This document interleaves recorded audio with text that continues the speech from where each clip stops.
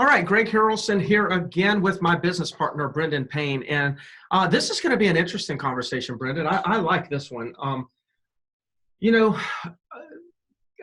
let me just throw out the title or the thought. The eyes are on the internet. Where are you? Now, let's think about this for a minute.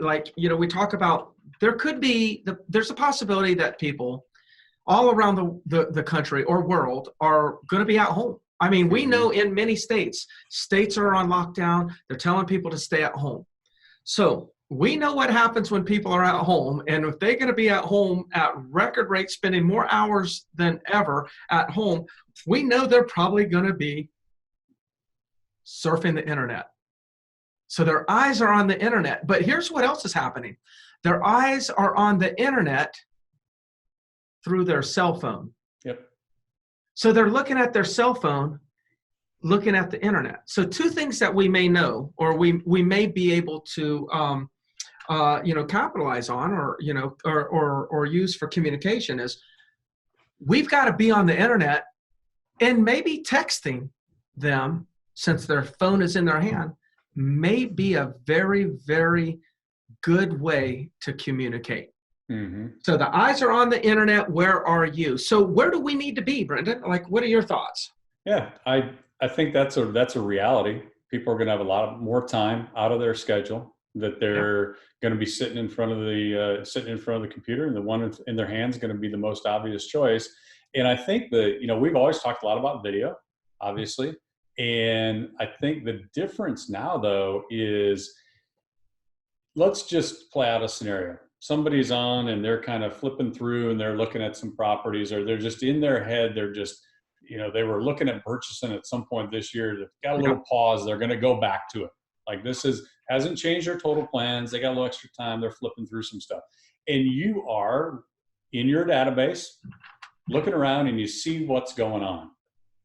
Two parts to that. One, if there's a concern, a fear, or an uncertainty on your part on whether I should communicate with that person or how I should communicate, there's an opportunity that really could be missed there to engage with them. And then two, I think more than ever, as that person's sitting there engaging with you, that their first step is going to be, well, who is this person? Who really is this person? And what do they do? They're going to go to Google you. They're going to go look at reviews for you. They're going to go check and see if they can find anything about you that's out there because they have that extra time. In the past, they're flicking through, answering texts. Sometimes they're not answering texts for days. Now you got a captive audience. So what are you going to do to actually take advantage of that captive audience in their phone, and when they're not looking, when you're not looking for them, they're looking for you? Yeah. That's great. I mean, it's a great way to put it in perspective. And I agree with that, every bit of that. Another thing I just wrote down was this. It's like, can you imagine, assuming that fewer listings go on the market, just assuming that, there's a 30-day, 60-day gap where fewer listings are hitting the market. And at the same time that there's more eyeballs on the internet, the number of views that a new listing is going to get is going to skyrocket compared to what it was in the past. Yeah. That might be a side note, and maybe that's a whole different conversation on how to actually, how to take advantage of that. But back to, their eyes are on the internet. Where are you? So some things that we need to do. Number one, we should be posting at a minimum once a week, at a minimum once a week. And you may do it every Monday and every Friday, actually posting a real estate update, just posting the numbers of what's going on via social media. That would be a great thing to do because their eyes are going to be there. And they're probably going to start looking at things on social media that they never looked at before. Like they may go to Facebook to look at their Facebook feed and maybe some of their friends and some of their other things. But for the first time, they may start typing in Columbia real estate, Charleston, Myrtle Beach real estate, things like that. They've got extra time. So they're going to explore, and they're more likely to find you today. That Hmm. would be an example. Now you could take that same video update and put it on YouTube, and then now for anybody who starts searching on YouTube, they have the ability to find your stuff. That's what we're talking about being on the internet. So we Hmm. want to monetize the eyes. We want to capitalize on the number of eyes that are on the internet. What else could we be doing? Well, I think one of the things too that we have to realize, and I, my hallucination that this is correct, but I don't have numbers to back it up. But just think about what's happening right now in your own mind, in your own hand, on your phone. If you have any level of interest in kind of where things are at or what's coming up, look at the frequency with how with how you check for updates right now. Yes.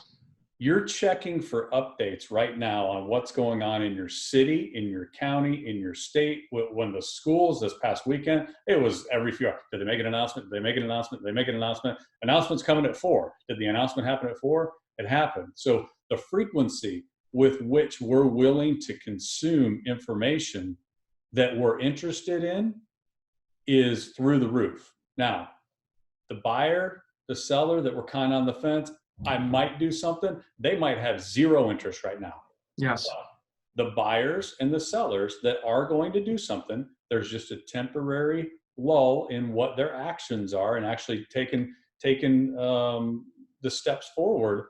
They want more of what's happening with the market. Is there going to be better buys?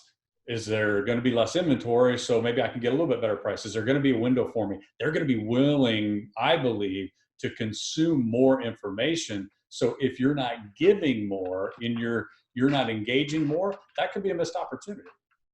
Yeah, so they're going to dig deeper in their investigation and research of the market and Yeah. properties. We all want to Which, feel like we know what's going on, and the yeah. information's there. It's just whether you're going to be the one providing it. So won't that like translate to when we come out of this, that the buyer's going to be more knowledgeable, therefore they may be able to make a decision sooner than later? Because they're doing all this research. If we're doing our job right and we're giving them all this and they have time to consume it at greater levels right now, then when certainty starts to come back into the marketplace, they may be ready to move because we've prepared them to take action. Yeah. Yeah. One of the reasons why I said, people's eyes are going to be on the internet, but it's going to be through their cell phone. The reason that I said that is because I think texting, people that are in your database, let's say you've captured buyers. When you see a new listing come on, you ought to text a link to the buyer. This is your buyer lead. Text them a link. So, instead of just emailing stuff, and having the auto alerts email them of a new property, make sure that for your best buyers that you sign up, you create a lookalike search. So if you've got a buyer that has a search of properties between 300 and 400,000 in 29572 zip code, if you got a search like that set up, then set a lookalike search up for yourself. Set yourself up on the same exact search, and then name the search their last name. And then when you get an alert, that means they just got the same alert. And then what you can do is you could take the link and you could text them that, knowing that it just got emailed to them. You could text them that particular link and just say, hey, I was thinking about you. What do you think about this property? We know the cell phone's going to be in their hand, so they're probably going to look at that and communicate. And next thing you know, you're busy communicating back and forth with your buyer leads. Yeah. Now, that may not translate to a listing or to a sale tomorrow, but you're the one that's capturing their mind share. You're feeding them information, and they're going to do business with you when certainty comes back into play. Yeah. That's what we're talking about here. We know where their eyes are. Their eyes are on their phone and on the internet. We've got to be there. So video. The other thing is, we're making an assumption here, or I am, that if they're on their phone and they're on Facebook, some of them are going to hit the Facebook Marketplace button a little bit more than usual because they've got plenty of time. Are your listings on Facebook Marketplace? Do you have it in your business plan? Remember that 30-day business plan? Do you have it in there as one of your items? Put 2 properties on Facebook Marketplace and 2 properties on Craigslist every single day? If that's not, maybe you need to go back to a previous video, watch it about the business plan, and go ahead and add that to the plan, because there's more eyeballs on those sites right now. Yeah. Make sure that you're positioned where their eyes are pointed. Yeah, great point. Great point. Anything else? No, I think let's maybe talk a little bit about what say somebody's going to take advantage of, I've got the extra time, the eyeballs are there, they finally convinced me, I'm going to go put some content out there. What is just real simple, so somebody doesn't get stopped in the how do I do this phase?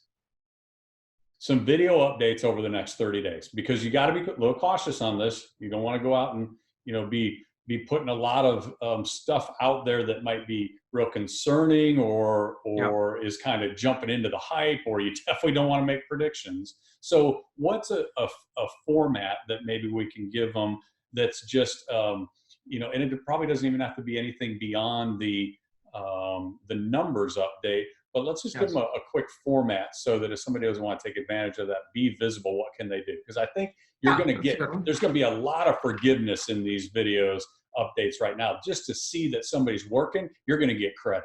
So I think it's important. Yeah. So I think it's pretty simple. There's an introduction. Hey, it's Greg Harrelson here with Century 21, the Harrelson Group in Myrtle Beach, South Carolina, and just want to share another, real estate update. I'm trying to keep you posted on a weekly basis, and give you the facts, the data. I have no crystal balls, and I'll be the first person to admit it, but I just want to give you the facts, the data, so you can be the most informed consumer in our market. So there's an introduction. Mm-hmm. Okay. Then I would say after that, then there's the data. The data could be number of new listings. Now you could alter this, but the key is do it the same every single week. Number of new listings, number of sales, number of pendings, days on the market, numbers of showings if your MLS has that. And then you just go into the data. Right after the introduction, you could say, okay, so let me get right into the data.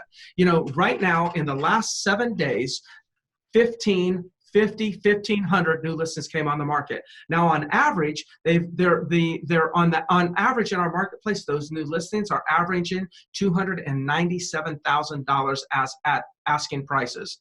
In addition to that, there's been 175 sales and 225 new listings went under contract just in the last 7 days. So you can see there's activity. Now the days on the market did increase from 170 days to 210 days. So it's taken a little bit longer to get properties sold, but that's the data.